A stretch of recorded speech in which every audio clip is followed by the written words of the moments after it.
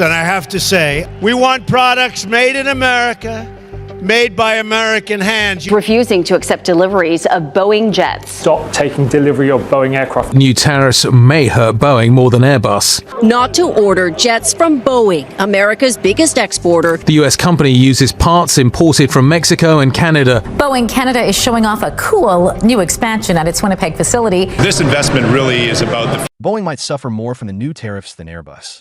Not to purchase aircraft from the largest exporter in America, Boeing. The U.S. business imports parts from Canada and Mexico. At its facilities in Winnipeg, Boeing Canada is showcasing a sleek new extension. The future is the true focus of this investment. Washington has breaking news. As Canada pulls off a spectacular coup in America's own backyard, Donald Trump is furious. Canadian companies have won Boeing's multi-billion-dollar contracts in a move that caught the U.S. industry off guard. This has caused worries of an aerospace jobs crash throughout the American heartland and sent shockwaves from Seattle to Wichita. This abrupt change did not result from nowhere. Donald Trump has assured citizens for months that his high tariffs will protect American aerospace employment from overseas competition. He said that no country, least of all Canada, would dare undercut American workers once more in ferocious rallies from Ohio to Florida.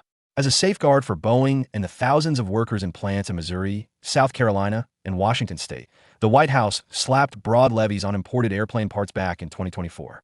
However, those same tariffs caused supply chains to tremble, heightened tensions across the Atlantic, and prepared the ground for today's shocking statement. A revelation that caught Trump off guard. Please hit the like and subscribe buttons before we continue. You won't want to miss what's coming next, and it's the easiest way to help the channel. Let's get started. One announcement, a whole pronouncement from Ottawa, was the shockwave. A number of Boeing supply and service contracts that were previously believed to be unassailable have been secured by Canadian aerospace companies supported by government subsidies and multinational alliances. These are not little transactions. They include billion-dollar long-term contracts for maintenance packages, avionics parts, and fuselage assembly. According to industry sources, Canadian plants in Quebec and Ontario submitted the winning bids, not Seattle or St. Louis.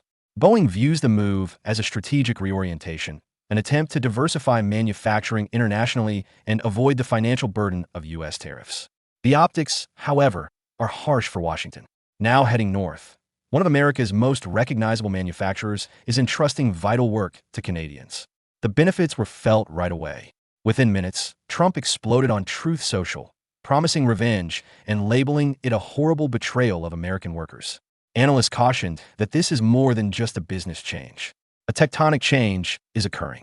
The United States runs the risk of giving its aerospace crown jewel to a neighbor it once took for granted as contracts move overseas. The ramifications for the United States are profound.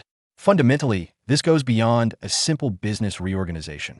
For American workers, communities, and businesses that have long relied on Boeing contracts to support local economies, is a severe setback. The aerospace belt, which formerly represented American industrial strength, stretches from Everett, Washington, to Wichita, Kansas. Today, it faces the possibility of widespread layoffs, closed workshops, and the loss of talents developed over many generations. Then there are songs at Boeing's space and defense operations in St. Louis, Missouri. The commercial shock is already permeating the larger ecosystem, even though national security concerns make it less likely that these contracts will be outsourced. Suppliers who used to divide their orders between civilian and defense programs are now under pressure. The Midwest is affected by a single canceled order in St. Louis, where subcontractors offer everything from specialized metals to the electronics in the cockpit. It's a cascading impact, according to one industry analyst. The foundation of America's aerospace sector starts to sway when Canada wins the lead contract. However, the human cost goes beyond employment figures. Existential concerns are now plaguing entire towns that developed up surrounding Boeing facilities. Home values in communities close to Everett are correlated with Boeing employee salaries. Hospitals, schools, and restaurants in Wichita rely on stable jobs at the facility to support their local economies. Small enterprises are squeezed and social services are strained by even a 10% payroll reduction. Georgetown University economists predict that up to 3 more local employment in retail, healthcare, and services could vanish for every aerospace job lost. The situation rapidly deteriorates when you multiply that by thousands. Aerospace towns aren't the only places experiencing pain. Already, there are tremors in the broader U.S. manufacturing sector. An extensive network of American suppliers, ranging from high-tech cockpits in Ohio to aluminum alloys in Pennsylvania, are essential to the assembly of aircraft. These suppliers are abruptly cut off from one of their largest clients as contracts have been redirected north of the border. Once bus to factory floors become quiet, orders decline, and shifts are reduced. Another victim is electronics. These days, airplanes are flying computers equipped with advanced avionics, radar, and navigation systems. American factories ranging from Texas's thriving tech corridors to California's Silicon Valley generated a large number of these parts.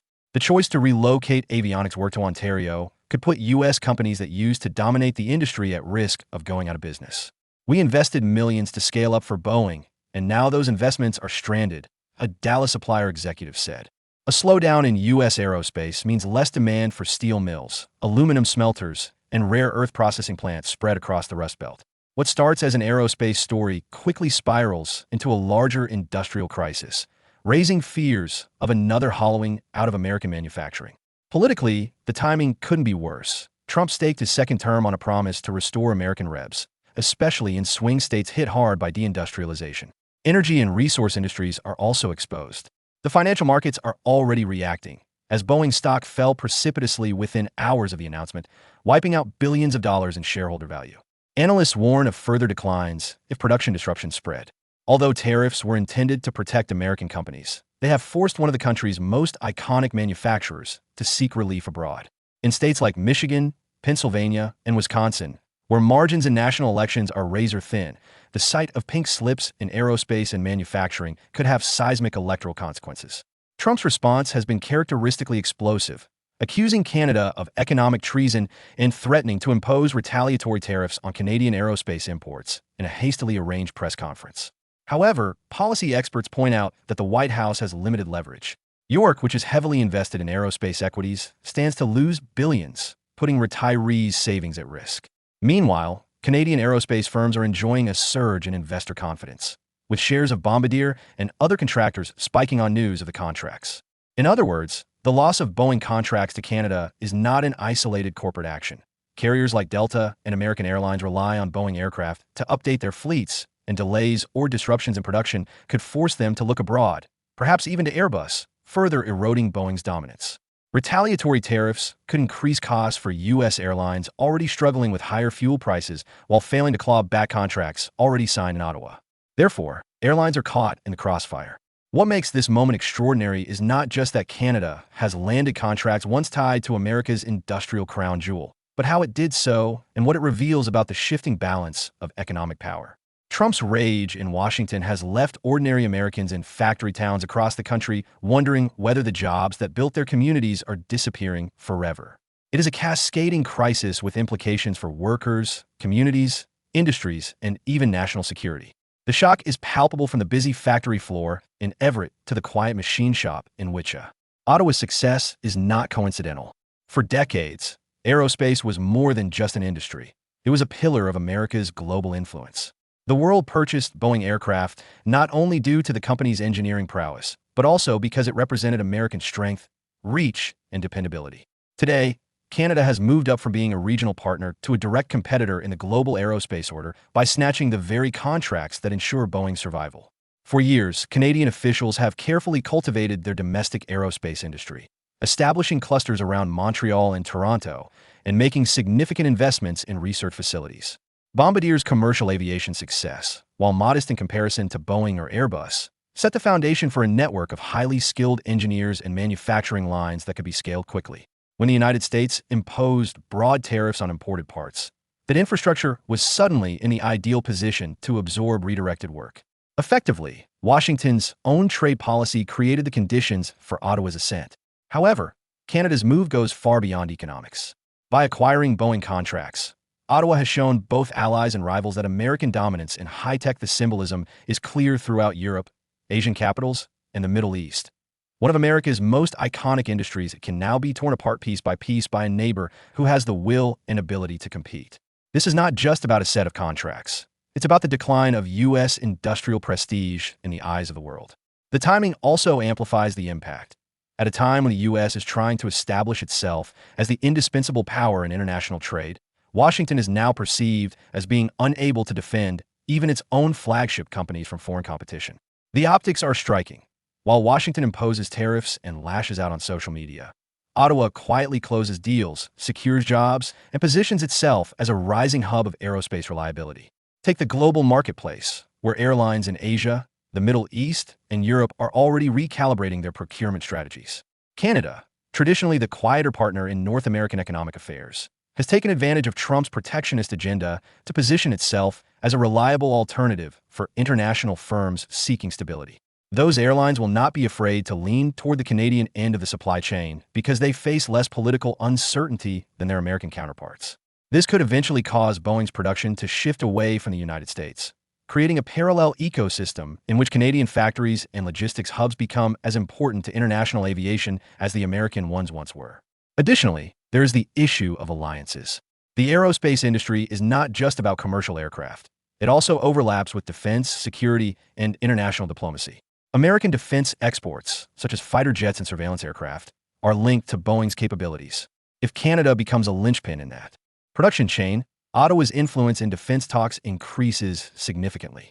NATO allies are already considering Canada as a possible link between European procurement regulations and North American manufacturing, which Washington views as a loss of bargaining power in areas where it once had undisputed influence. Securing high-value aerospace contracts helps Canada protect itself from vulnerabilities in energy exports, lumber disputes, and other areas where U.S. tariffs have historically exerted pressure.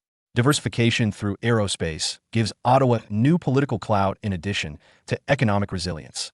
With thousands of skilled jobs in an industry that America once dominated, Canadian leaders will be negotiating from a stronger position when future disputes arise over pipelines, minerals, or agriculture. The optics abroad are bruising for the United States, with rivals, especially in Beijing and Moscow, closely watching.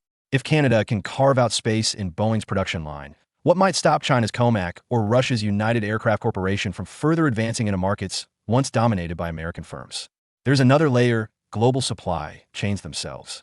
Modern aerospace production depends on a finely tuned international network spanning dozens of countries. By shifting contracts northward, Boeing unintentionally reconfigures that network, causing Canadian factories to source materials, components, and expertise from different partners than their U.S. counterparts.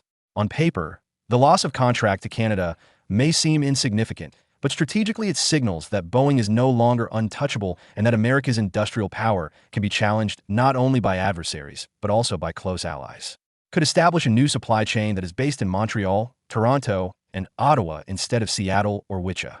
The psychological effects of this shift are significant.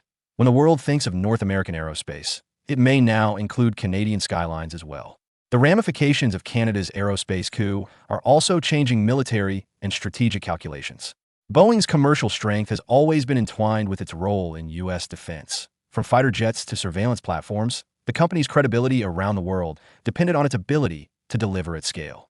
A stronger Canadian aerospace sector offers an alternative partner within the alliance, one that is less politically volatile and that can deliver components without the shadow of sudden tariffs or executive orders. Now that Ottawa has integrated itself into Boeing's production process, allies from NATO to the Indo-Pacific are realizing that America may no longer be the only guarantee of high-tech aerospace supply. In a quiet way, European defense ministers are indicating that Ottawa's newfound leverage could play a role in future joint projects. In other words, Canada is filling a gap left by U.S. inconsistency.